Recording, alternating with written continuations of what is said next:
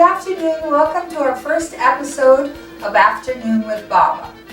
Today we are going to make Vieno and Zelnik. Vieno is something that is usually made for celebrations. It's more difficult to do than the Zelnik. The Zelnik is usually a meal once a week. That Zelnik would be made in the Macedonian home along with baking their bread and other things. But the Vieno, on the other hand, you have it for Easters, Christmases, birthdays, someone visiting you. It's a really nice flaky pastry. Alright, now we are going to do our yeast. Everything starts with yeast. Because we have two things to make, we put 2 teaspoons of yeast. You have your water warmed up in your kettle. You fill your cup 3/4 full of water. And you do the test. Baby finger. It's perfect. You take a teaspoon of sugar and stir it gently, and then you put 2 teaspoons of yeast. If it sticks to your spoon, just use your finger. Your hands have been washed thousands of times. They are good. Now, we put a plate under our yeast just in case it overflows and we miss the rising. If it overflows, then it's inside your dish and you can still use it. So now we're going to wait for the yeast to rise. While we're doing that, we will get our flour ready. For the Zelnik, we need 3 cups of flour, and for the Vieno, we need 3. So we have to put 6 cups. So 2, 4, and you use your sieve to make your flour gets a little bit lighter because it packs itself up in the package.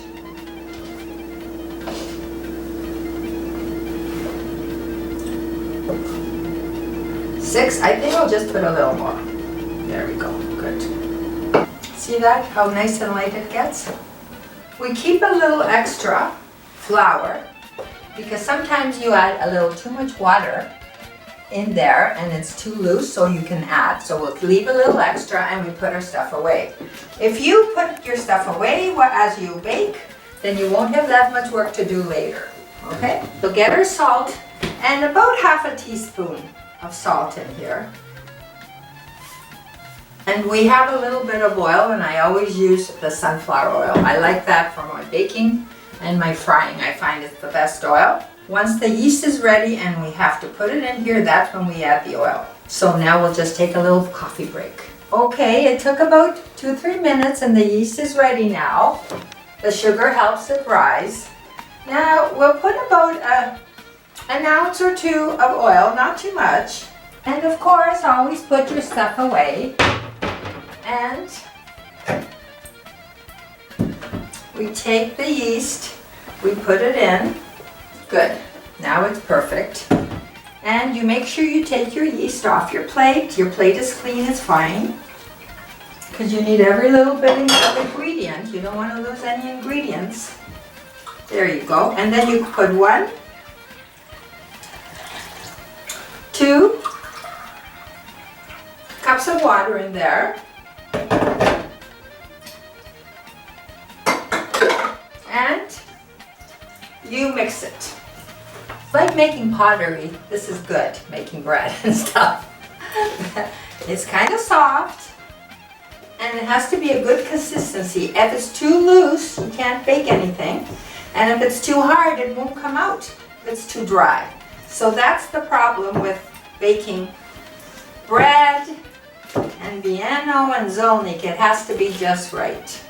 And you only get it just right by doing over and over and over. My mother taught me to make the Zelnik and the Vieno when I was 20 years old, when I first moved into my first home. And I have been doing it ever since. And my grandchildren says I have perfected it. Take a little more flour. So you just sprinkle, not too much, because once you get it in there, then you'd have to keep adding water, and it's a vicious circle. So you have to take it easy when you add stuff to it. So as you can see, we have a nice little ball here, still a little sticky, still a little flour. But see how easy you can work it? If you make it too dry, you won't be able to do this. It's difficult to knead. This is called kneading. I think it's pretty good, so I'm just going to wash my hands. Find that things don't stick to them, so I wash them regularly here. And here we are. It's feeling good. I like the feel of it, but you got to give it a good workout.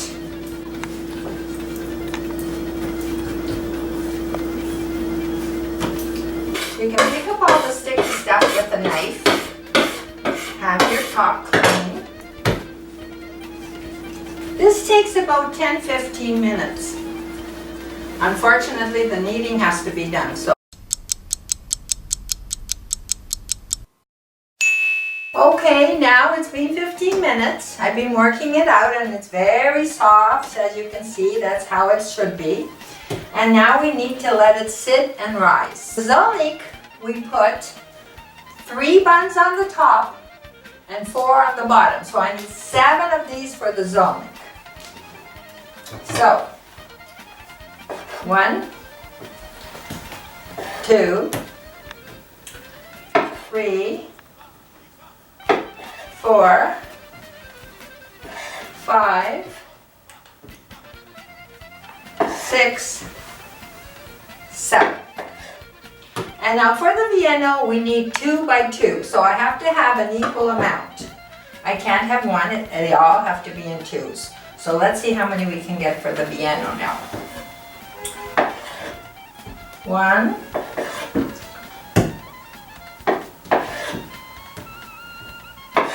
2,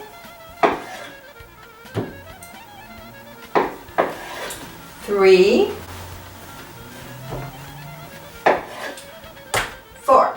Okay, so now you take each bun and you make it into a small bun. Okay?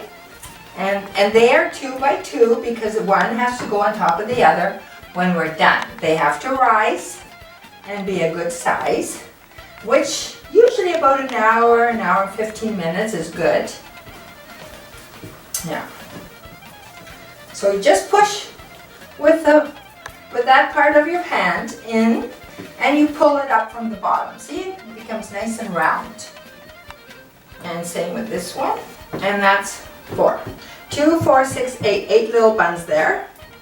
And these we said 3 on top and 4 on the bottom for the Zelnik. 4. And the ones on the top, there's 3 of them on the top.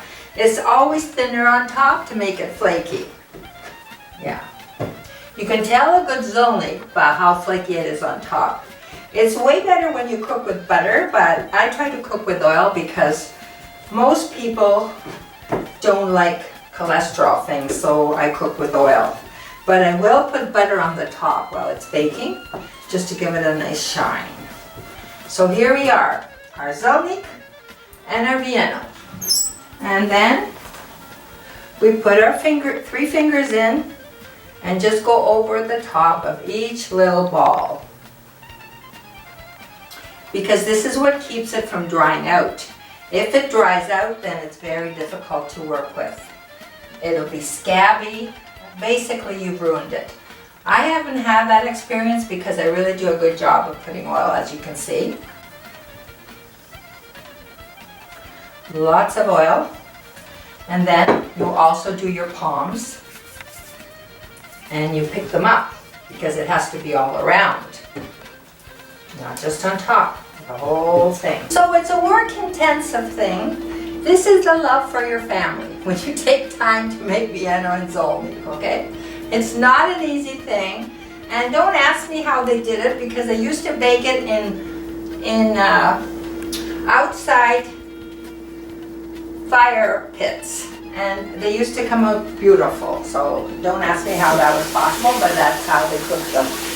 See, can you see them? On top of that, I'm going to put wax paper because we need to have them covered. They need to be warm. Dough needs to be warm for the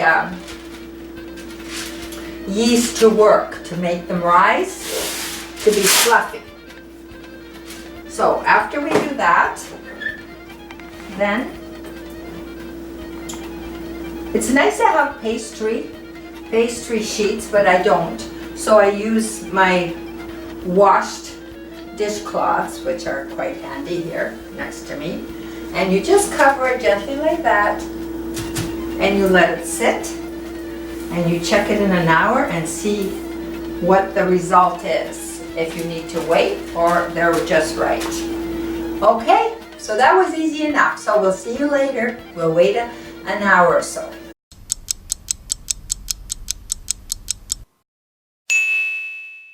It's time to start the Vieno and the Zelnik. It's taken us an hour to get to this stage. As you can see, they've doubled in size. And now we have to work quickly. I'll keep the Vieno covered, and we'll do the Zelnik one first because the Zelnik is faster. Okay? Now the Zelnik is going to be with ricotta, cheese, and spinach. I boiled the spinach just slightly, and then I drained it. So, I'm going to add the spinach to the ricotta. I'm just going to check and see if there's a little water here. Yeah, there is. You want to drain all the water because the water from the spinach is not tasty. It's a little bit bitter. You mix it together, the spinach and the ricotta, like this with a spoon. And it mixes very easily because the ricotta is soft. While you're doing that, you also add 2 eggs to the Zelnik, okay? This is what keeps everything together. It binds it together. The eggs keep it, the Zelnik, the spinach and the ricotta uniform inside. I've washed the utensils. I haven't put them away, but my kitchen is presentable and I put everything away. So that way when we finish, we don't have all that much to do. Now we just sprinkle about, I guess, half a teaspoon of salt in there to give it a little taste because the ricotta is sweet. And the Zelnik should not be sweet. You should be able to taste the ricotta and the spinach and have a little bit of a salt to it. Now sometimes the ricotta is a little dry and I always add a little milk. But this one today seems to be good. It's just the perfect consistency and it'll make the Zelnik nice. And when you do add milk, if you find that you poured a little too much, you start with 1 ounce first. I don't know the new measurements. You start with 1 ounce first, and if there's too much, you just add a teaspoonful of flour. Flour will always bind everything, okay? So there you go. That looks kind of nice. Let me see now. Let me taste. Yep, you always taste everything because nothing good comes out of no tasting. Now, this is our aluminum pan where the Zelnik's going to go. I have a little bit of oil in there, and you have to put oil evenly all along the bottom, or else your Zelnik, like the pizza or anything else you put in a pan, if it's not greased, you will never get it out. So that you don't want. 1, 2, 3, 4, that's the bottom. Now, we bring our oil there, because we have to add oil everywhere now, with a tablespoon, and we sprinkle. So, we just go like this, not too big, just a decent size, and you sprinkle it a little bit with oil, and you get your second one, the second little bun. And that goes on top too. Again, a little bit of oil. And so on. Everything is repetitive, so it's easy to learn quickly.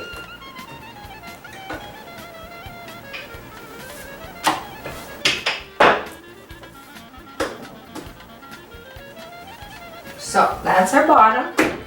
And this one is our top, our 3 buns.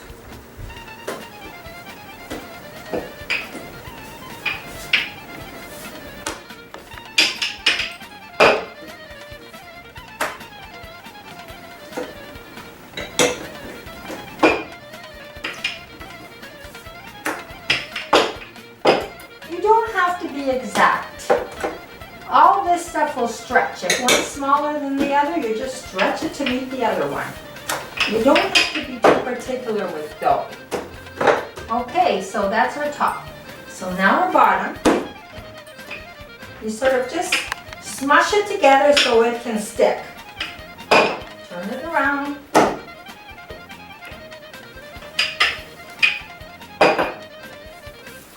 Turn it around so it's even.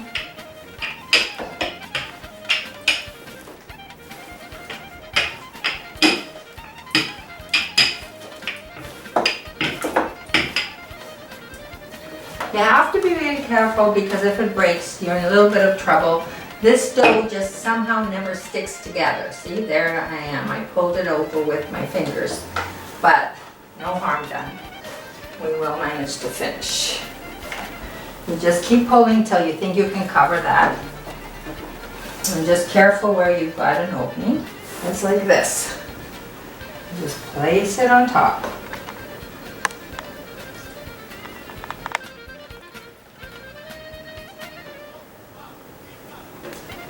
There we are. See? It's like a pie crust. So that's why my husband, Dedo, quite often would call it a pie, which made me angry because it wasn't a pie, it was a Zelnik. A little bit of oil there. And let's put in the filling.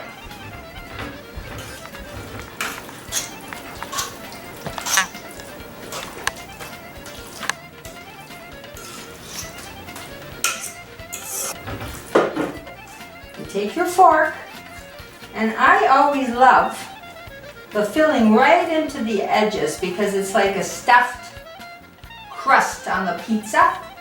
See? And if you fill the edges, and it's tasty right to the back. Yeah.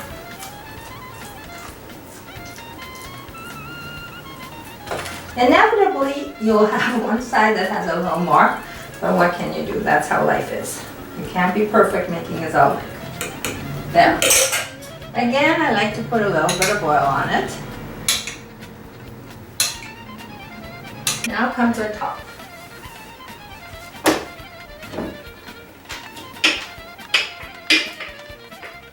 We're very lucky that the pieces that opened up were not on the bottom, so we're not going to get it running. But even if it runs, it's not a big deal. It will bake. It'll be just a little harder to take out, but we will manage.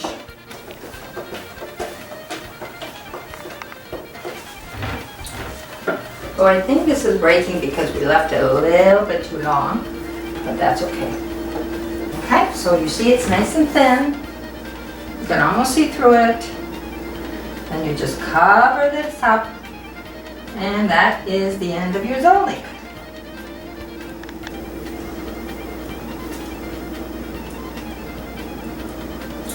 And then you cover this up after you spray a little bit of oil again along the sides and in the middle. And then you start twisting it like this, like a pinch. You take a pinch and you twist, and it gives it a nice shape. So it doesn't take too long. This took maybe 10 minutes. Did it take us? I'm not sure. But the Vienna, on the other hand, is another story. And you have to cut it along the sides, because if you don't cut it, it'll all get large. So this cut prevents it from rising, not separated. So there you go. Okay? So we'll let it sit here. It has to sit, and then we will bake it at 400 degrees for 25 to 30 minutes. When you take your spatula and you check the bottom, make sure the bottom's done. The top can be a little light or a little dark, it doesn't matter, but the bottom has to be done. Now, I wish there was a pastry sheet this big, but there isn't. So I have bought a tablecloth that I use for my Vienna only. As soon as I finish making the Vienna, it gets washed, put away for the next time I make Vienna. I do not use it for anything else, okay?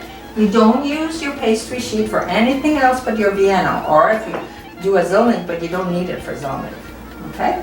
So there it is, and we're gonna start now. As you can see, there's hardly anything to do now because we've kept our kitchen clean. See, look at how it's stuck, even with all that oil we put on. Yep. Here we are.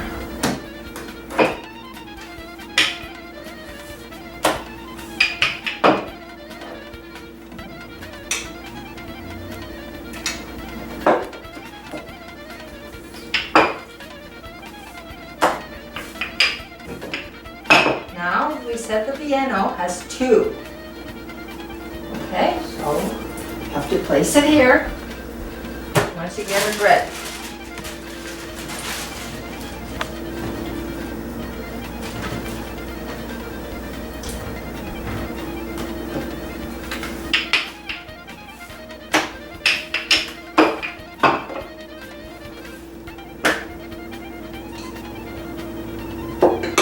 You need quite a bit of oil. It takes a lot of oil by the time you finish sprinkling and everything. So make sure you have a fresh container of oil.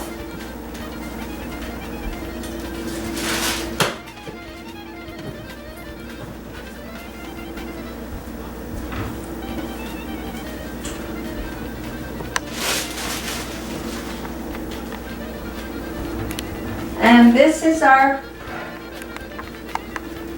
pizza tray for our Vienna, okay?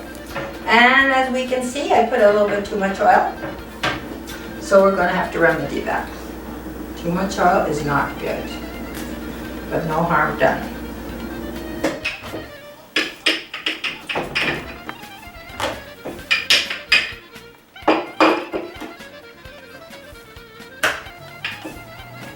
This is how I figured it out after my mother showed me how. And cooking is something that everyone always thinks they know better, so don't get discouraged. Once you start making it, every time you make it, it'll be better. Don't let anyone tell you that's not the way or it doesn't taste good. Whichever way you make it and it comes out, that's the good way, okay? So don't get discouraged in your baking. Now comes the stretching.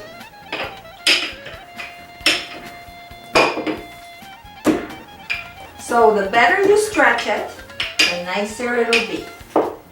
That is the secret now, and if we can get it nice and thin, that'll be wonderful. I might add that I know I'm not wearing a hairnet today, but usually when I do bake, I wear a hairnet. I just want to look beautiful today. And I'm being very careful. Because if people find something in their food, they are not happy. Trust me. So we just pull and pull and pull, and then we made a hole. Yeah. All right. So here we go. I'm picking it up now and bringing it over to the pastry sheet. All right, good. And again, we can stretch it. But on here, it doesn't have anywhere to grip. So basically it moves. So that's why you do it on the table. Because when you put it on the table, it grips and you can pull it easier. So here, pulling it out, it's more difficult. Now, the thing with Vienna is that you don't want any crust in it. Okay? So what you do is, you have your knife. What you do is, and you take your edges off because that's where it's the thickest. Thick is not good for Vienna. Vienna has to be thin. That's how it's tasty. But you don't throw it away. We don't throw anything away. 1 week, we can either make a pizza out of this, or if there's enough, I can make a puccia, a little bread.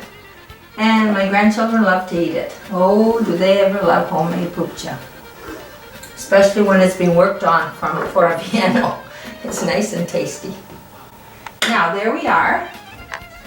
So, we're going to put our oil, but what I forgot to do is bring my cheese out. Here we are now. I've got the oil on. You have to oil it. And then you take a piece of cheese now. You can put how much cheese you want. And this is the feta, the Macedonian feta. Or you can use the Canadian feta. It's feta cheese. Some people do it with cottage cheese, but I find cottage cheese is too sweet. All right, so there we go. So now, this is what you do. You see, is it longer this way or this way? So it's longer this way, so you pick this one up. If it was longer that way, I would pick this up. So I'm going to roll it. See? If it gets stuck, you need to help it. So you're going to roll it, roll it, roll it. Roll it halfway. Yeah. And then you're going to come over and you're going to roll this side down. Okay?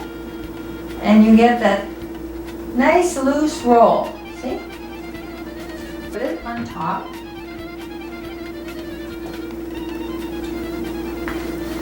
And you make a circle with it. See? There we go. That is the beginning of the Vienna.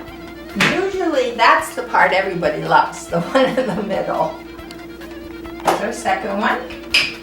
There's only 4 of these, so we're almost done. Okay, now our second one is ready too. It has the oil and the cheese, and we are rolling it. There we go. And we roll this side. And we bring our tray over.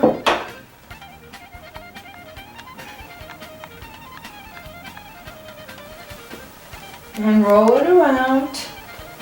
See? There. We got 2 more and that's it. This will be a small one. So the Vienna is done. We could have used 2 more to put around to make it bigger, but you have to add more flour. So you have to add 2 or 3 more cups of flour when you do it. So the recipe I gave you, you add 3 or 4 and you make a bigger one.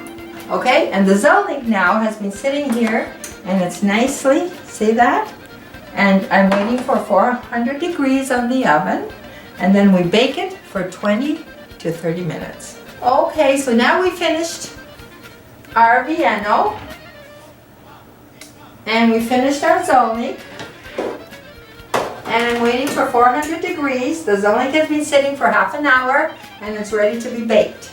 But we have some left over from our Vienna, which is very, very good. So we put a little bit of oil in this little pan, bread pan, and we do it nicely.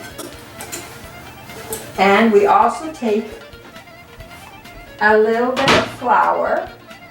Then you have to knead this. See that? See how nice and soft it is? Oh, this is going to be a nice little bread. It's a crust, whatever I wanted, but I think I'd rather bake it into a little bread. And if you guys don't need it, I will. There you go. And this is going to rise equal to the top, and then I bake it, okay? I'll just let it sit here. And now that we're done, everything has to be washed. The Zelnik is getting ready. As you can see, it's got a little bit of color. It seems to be up here, so I'll put a little hole to get the air out of it. Okay? And we just turn it over in a different spot and push it back in for another probably 5 minutes or 10. Now you see it's golden, and we have to leave it in here so it can sweat a little bit, so it'll be easier to take out. I go around the edges like this to help it loosen up, okay? So in about 5 minutes we'll try to get it out here. Okay, William, there's the final result. The Vienna and the Zelnik. You have tasted the Zelnik, but that's for tomorrow.